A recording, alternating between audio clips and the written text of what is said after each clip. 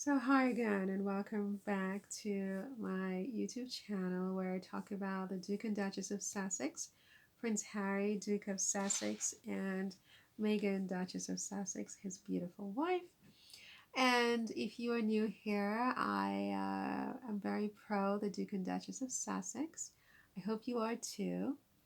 And I hope that if you're not, that you will be open to changing your mind and to rethinking sort of the judgment and the vitriol and the toxicity that is constantly being directed towards these two people.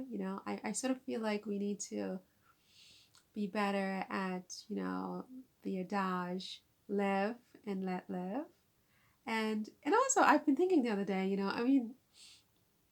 even hardened criminals deserve a chance to rehabilitate. People who have committed terrorism and murder and stabbing people on the streets and, et cetera, et cetera. I mean, even in the law, even really horrible criminals are entitled to some kind of rehabilitation or the chance to rehabilitate.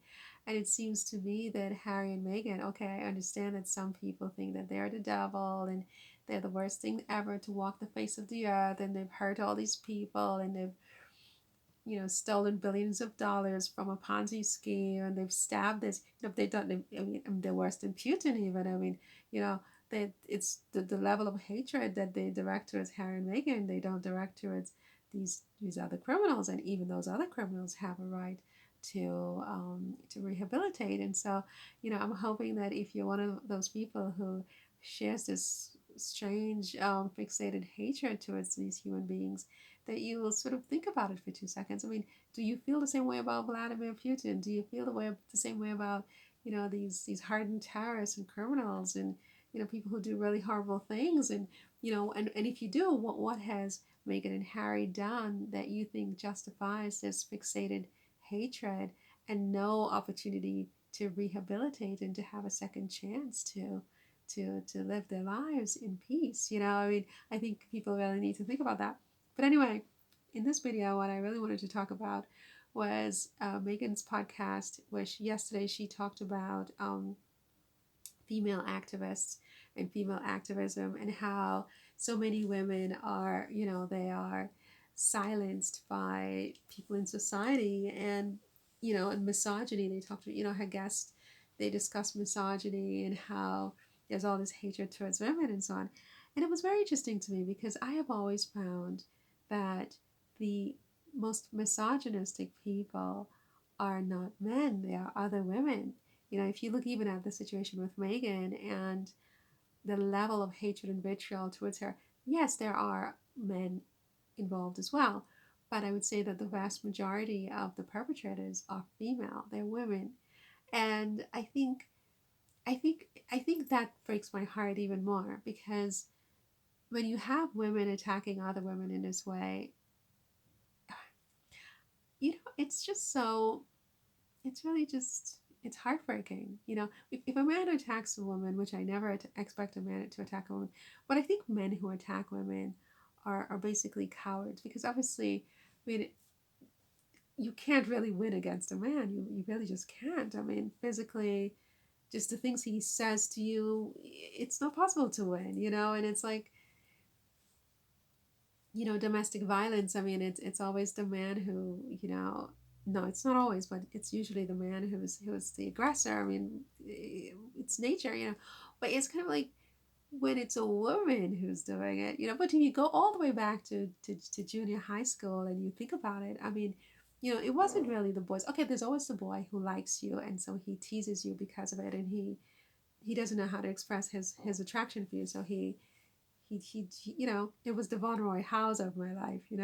But um but it was really the women who I think really caused the pain and the emotional distress. And in the workplace, okay, men are in the workplace, they're male bullies because they want to get the job, but the women are more, I think, I don't know. I just think that we need to examine that as women and to try to figure out why is it that where misogyny is concerned, the hatred of women, that in fact the perpetrators are, I think, 8 times out of 10 more likely to be women. And why, as women, we're so ashamed to admit that, or we're so reluctant to admit that. We keep trying to sort of pin this problem on men to say, well, men are misogynistic and, they're keeping women down and preventing them from being free and living the life they want and, you know, silencing them and calling them woke and so on and so forth. And yeah, men do that. Some men do. But the vast majority are other women. I mean, just this week, someone said, "You're so woke." To me, you are so woke. She was the first one in my life to call me woke to my face, to my ears. We were on the phone, um, and I was woke because I shared that Angelina Jolie had said that Brad Pitt had been violent in the home. These are not my words. I mean, I was never married to Brad Pitt. This is his ex-wife is saying that he did this. And I said, and by the way, did you hear that Angelina said it? He's like, you're really woke. I didn't know where to go from there. So I'm like, oh, okay, I shouldn't bring that up. But this was not my story. I was just, repeating it. But the point is that I think that, the silent people who silence women the most are definitely other women. And it's something I think that we have to be willing to admit in order to resolve it. We have to admit it. It's not men. The problem is not men. I mean, and Megan, you should know that because you go online and you will see that I think at least 7, 8 out of 10 people who are harassing you other women, for God's sake, who's you're like a champion for, you fight for, you've been fighting for since you're 11 years old. I mean, all your shows, everything, it's all about women, women, women, and they are the ones who hate you the most. We have to talk about that. We have to bring that up. I mean, it's important, I think. Anyway, gotta go. I'm very hungry. I want some pancakes, but I think I have one more short video, and then I can go make myself some pancakes. I can't wait. Bye.